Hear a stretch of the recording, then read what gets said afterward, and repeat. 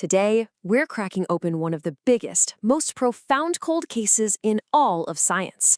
The mystery isn't here on Earth, though. It's out there in the vast, silent cosmos. We're going to be investigating the Great Silence. It really all boils down to this one question, doesn't it? Are we alone? You look up at the night sky, you think about the trillions of stars out there, the odds for life feel absolutely overwhelming. So, where is everybody? And that simple question, well, it leads to a very, very big problem. This whole mystery got its name from the brilliant physicist Enrico Fermi. Back in 1950, he basically laid it out like this. Given how old and enormous the universe is, advanced civilizations should be pretty common by now. And yet, we see no starships, we hear no signals, nothing. This huge contradiction, this gap between what should be and what we actually see, that's the Fermi paradox. So, let's start our investigation by really framing the problem. We're living in a galaxy, just buzzing with stars. But from our little corner of it, all we get is this deep, kind of eerie silence. Let's dig into the first set of theories that try to explain why. Okay, so our first line of inquiry suggests this whole silence thing isn't an accident at all. It might actually be a choice. What if they know we're here, but they are deliberately, staying quiet? This idea splits into two very different and honestly pretty compelling possibilities. The first idea is something called the zoo hypothesis. This theory suggests we're not being ignored at all. In fact, it's the opposite. We're being watched, maybe even protected, but from a distance, almost like we're animals in a giant cosmic nature preserve. So you have to ask, why would they do this? Well, maybe they have something like a galactic prime directive, a strict rule of non-interference just to let us develop on our own, naturally. Or, and this is a colder take, maybe we're just fascinating subjects in some grand cosmic experiment being studied from a safe distance. Either way, for them, contact is off the table. But that's the optimistic view, isn't it? It leads to a much, much darker thought. What if the silence isn't for our protection, but for theirs? And that brings us to the chilling idea of the dark forest theory. It imagines the universe not as this vast, empty space, but as a pitch-black forest filled with silent hunters. The logic here is brutal. It's all about survival. You can never, ever know another civilization's true intentions. So the only safe move is to eliminate any potential threat the second you detect it. This quote just perfectly captures the terrifying feeling of this theory. Every single star out there could be hiding a hunter, just listening and waiting. Think about it. In a dark forest, what's the one thing you don't do? You don't make a sound. Broadcasting your existence would be like shouting, "I'm here!" to every predator in the woods. It's a death sentence. So silence is survival. This means the Great Silence isn't empty at all. It's filled with countless civilizations holding their breath, just trying to hide from each other. But let's shift gears for a minute. What if the silence has nothing to do with choice and everything to do with destiny? What if there's some kind of barrier, a universal test that almost no civilization manages to pass? This idea is called the Great Filter.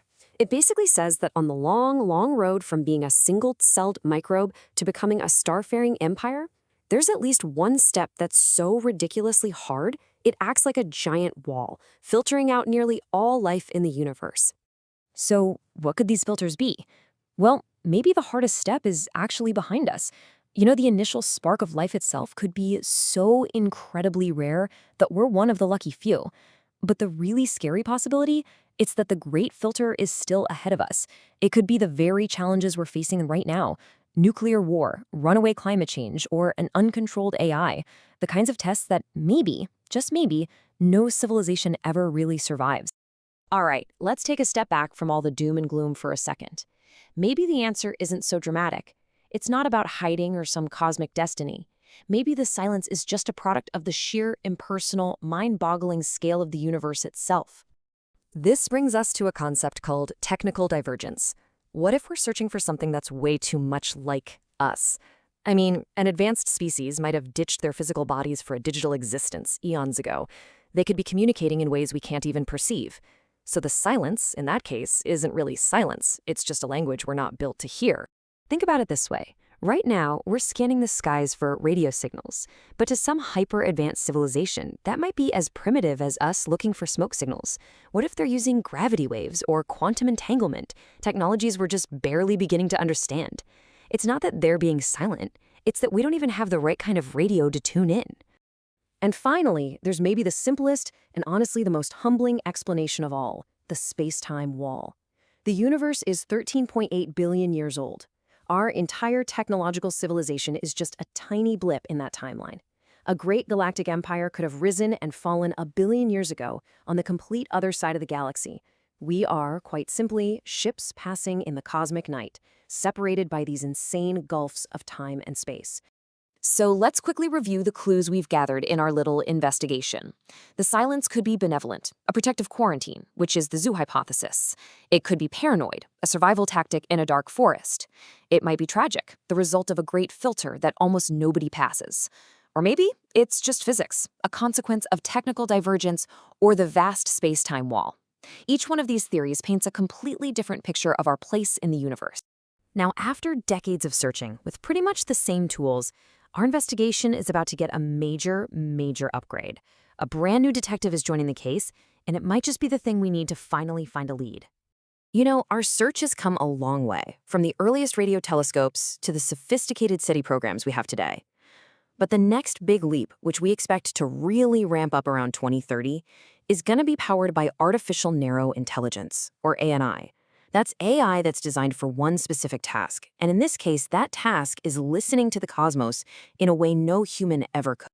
And this is exactly why ANI is such a game changer. It can do what our brains just can't, sift through absolute mountains of cosmic noise 24/7 without ever getting tired or bored. It'll be looking for the faintest, most complex patterns, that real needle in the cosmic haystack. It might even find a signal hidden in data we've already collected, something we've been staring at for years and just missed. Which, of course, leaves us with one final haunting question. If our AI finds something, if it finally breaks the great silence, are we going to hear a friendly hello from our cosmic zookeepers? Or are we going to hear the sound of a twig snapping in the dark forest and realize we just gave away our position? Thanks for joining the investigation.